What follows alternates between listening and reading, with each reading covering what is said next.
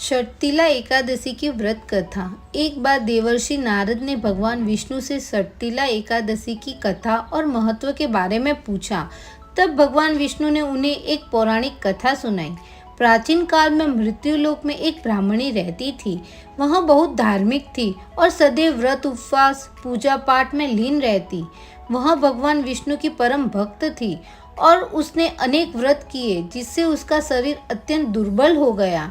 अपने व्रतों के प्रभाव से उसके सभी पाप नष्ट हो गए थे, लेकिन उसने कभी भी देवताओं या ब्राह्मणों को अन्न या धन का दान नहीं दिया।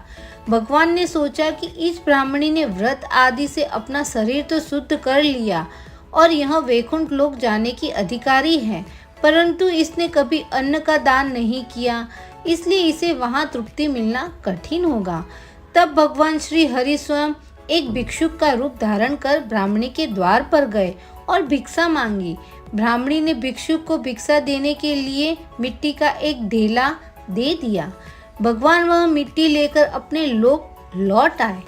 कुछ समय बाद ब्राह्मणी की मृत्यु हो गई और वह अपने पुण्यों के कारण वैकुंठ लोक में आ गई।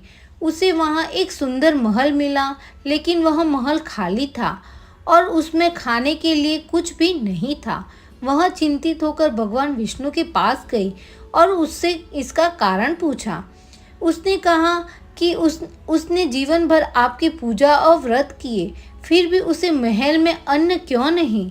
भगवान विष्णु ने बताया, तुमने कभी अन्न का दान नहीं किया, तुमने मुझे भी भिक्षा में मिट्टी का ढेला दिया था, इसलिए तुम्हें केवल मिट्टी का महल मिला। अपनी गलती का एहसास होने पर ब्राह्मणी ने भगवान के इसका उपाय पूछा। भगवान ने उससे कहा, जब देव कन्याएं तुम्हारे पास आए तो तुम उसे षटतिला एकादशी का महत्व और विधि पूछना और तब तक द्वार मत खोलना। ब्राह्मणी ने वैसा ही किया। जब देव कन्या आई तो उसने उनसे षटतिला एकादशी की कथा सुनी और विधि जानी। इसके बाद उसने पूर्ण विधि विधान से षटतिला एकादशी का व्रत किया और तिल का दान दिया।